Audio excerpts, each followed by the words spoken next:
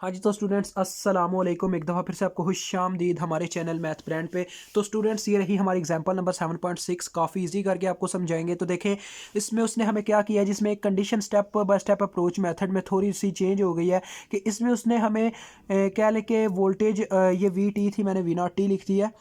जो सप्लाई है, सप्लाई का उसने हमें ग्राफ दे दिया, मतलब सप्लाई जो है वो चेंज हो रही है। कह लें ये एसी सप्लाई के तौर पे, या कह लें कि ये चेंजिंग आ रहा है इसमें। अब फॉर एग्जांपल कह लें कि पहले मैंने बैटरी लगाई एक नेटवर्क के अंदर 5 वोल्ट की, फिर मेरा दिल किया मैंने 12 वोल्ट की लगा दी। ठीक है, मतलब ये चेंज किया गया। इसमें भी ऐसे ही है, पहले उसने बैटरी यानी सप्लाई नहीं दी हुई है according to this supply, according to this graph. ठीक है, पहले उसने जीरो सप्लाई दी हुई है। देखें, पहले ग्राफ जब चलना स्टार्ट हुआ तो पहले जीरो सप्लाई थी।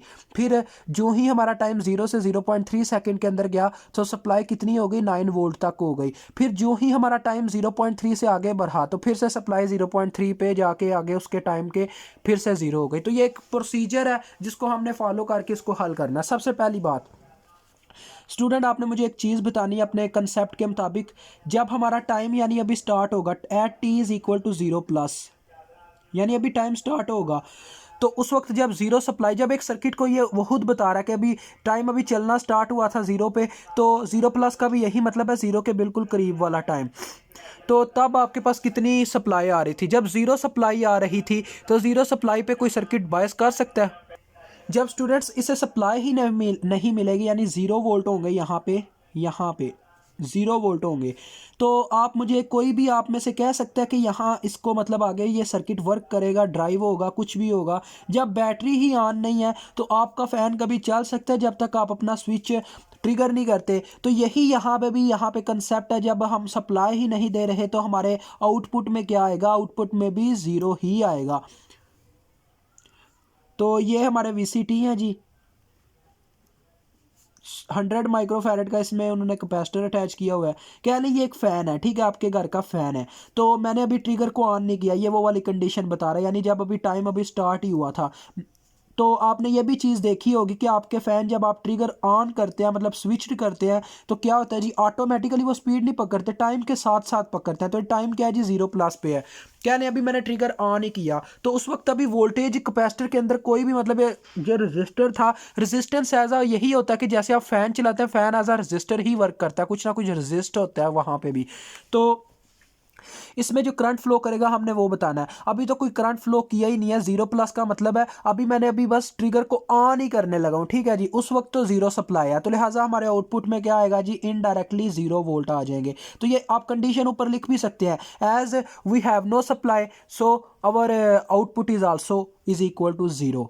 ठीक है जी, ये कंडीशन आप लिख सकते हैं। अब दूसरी बात, दूसरी कंडीशन, जब हमारा टाइम जी, ये किस टाइम की बात हो रही थी, जब अभी टाइम हमारा 0+ पे था। ठीक है जी, ये उसकी बात हो रही थी। अब दूसरा टाइम, जब अभी हम 0 से 0.3, यानी जब हमने ट्रिगर कर दिया हुआ था, फैन हमारा फुल स्पीड में आ चुका हुआ था, तो तब कितने वोल्ट जा रहे थे फैन को, 9 वोल्ट। अब ये फैन की और एग्जाम्पल है, मतलब फैन ज्यादा वोल्ट लेता है, लेकिन आप समझ लें कोई ऐसा फैन है, कोई ऐसी मोटर है जो 9 वोल्ट से चल रही है। ठीक है, तो उस लम्हे हमारी सप्लाई क्या हो जाएगी जी, 9 वोल्ट हो जाएगी।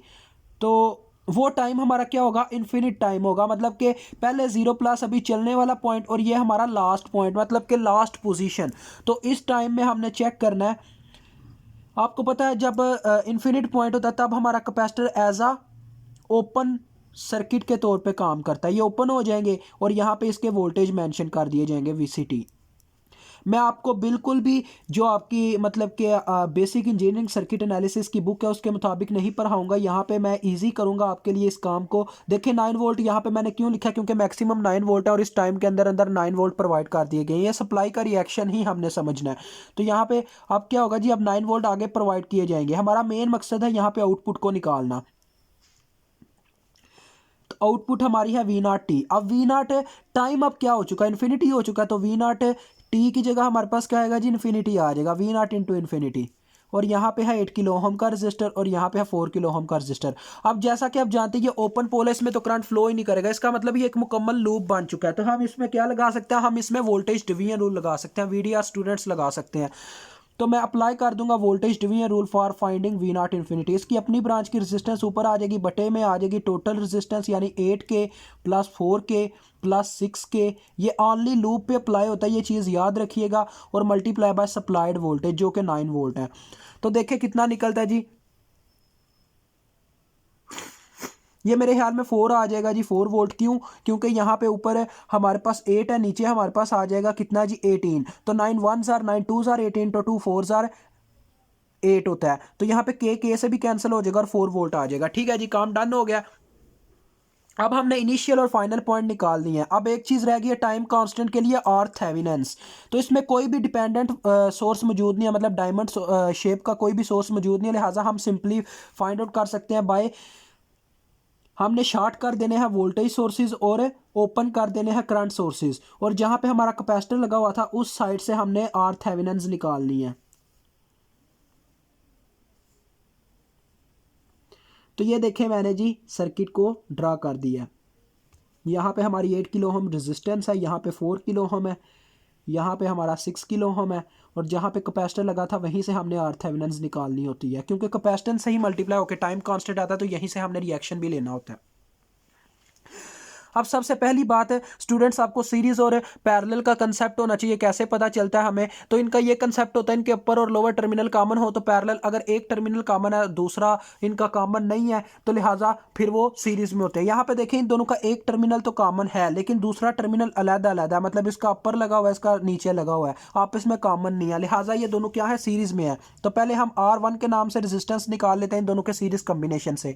तो सीरीज में हमेशा रेजिस्टर प्लस होते हैं, तो ये कितना आ जाएगा जी 12 किलो ओम आ जाएगा। अब नेक्स्ट वाले की बात करूं, नेक्स्ट ये शेप थोड़ी हमारी चेंज हो जाएगी। अब यहाँ पे इन दोनों का रिएक्शन बन के हमारे पास कौन सा रेजिस्टर आ गया? 12 किलो ओम का रेजिस्टर आ गया। तो ये शेप कुछ इस तरह से अपनी शक्ल इख्तियार कर लेगी।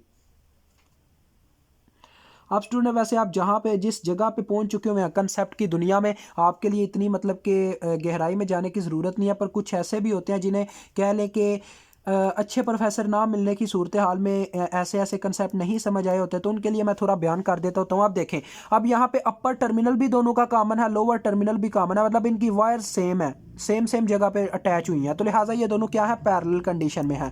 तो पैरेलल कैसे लेते हैं? ऊपर दोनों वैल्यूज़ का मल्टीप्लाई करवा देते हैं, नीचे उनको डिवाइड करवा देते हैं उनके सम को।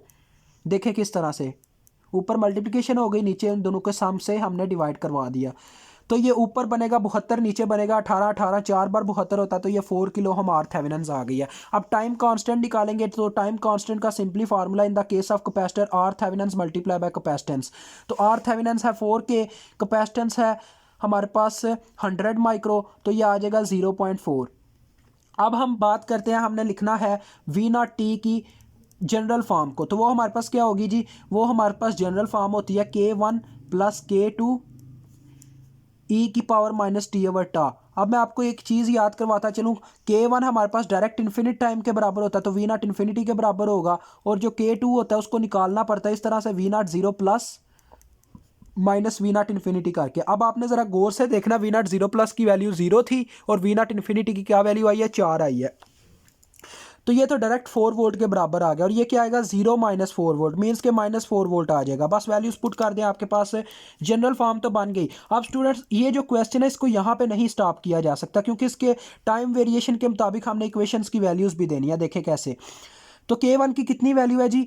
K1 की हमारे पास पहले वैल्यू है 4, फिर -4 K2 की वैल्यू और ई की पावर माइनस टी ओवर टा कितना 0.4 है। अब देखें, मैं टाइम की बात कर रहा था, जैसा कि हम यहाँ पे एक लूप ओपन कर देंगे, मतलब उन्हें वैल्यूज दे देंगे इस तरह से बना के।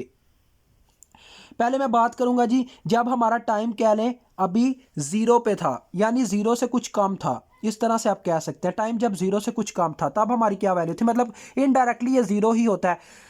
0 माइनस की बात कर रहा है एक लिहाज से, 0 माइनस का मतलब होता है कि 0 से कुछ लम्हा पहले, तो यहाँ पे 0 पुट हो जाएगा टी की जगह, ठीक है। तो यहाँ पे अगर आप 0 पुट करके देखते हैं इस इक्वेशन में, आपने देखते जाना हर एक दफ़ा। यहाँ पे मैं 0 पुट करता हूँ, e की पावर 0 मीन्स 1 होगा, तो 4 माइनस 4 0 आ जाएगा, यानी इस जगह पे हमारी वैल्यू 0 वोल्ट होगी। आगे नेक्स्ट की बात करते हैं। नेक्स्ट टाइम हमारा एक सेंट्रल पॉइंट होगा जब हमारा टाइम क्या है 0 से लेके 0.3 तक का था, तो उस कंडीशन में हमारे पास यही इक्वेशन एज इट एज आ जाएगी, कोई फर्क नहीं आएगा इक्वेशन में। और अब वो वाला टाइम जब हमारा 0.3 से टाइम आगे जा चुका था, मतलब आप ये वेव फॉर्म देख सकते हैं, आगे उसने आगे वाला भी लम्हा क्रिएट किया हुआ है, मतलब आगे वाली भी सिमुलेशन बनाई हुई है। तो हम उस टाइम की बात करें तो तब हमारा टाइम क्या होगा जी, 0.3 से ज़्यादा का होगा। तो इस सूरत हाल में हम क्या करेंगे जी, यहाँ पे वैल्यू पुट करेंगे 0.3 टाइम की जगह। तो आप देखिएगा ज़रा, 4, ये आपके सामने ही करूँगा मैं, 4 - 4 आगे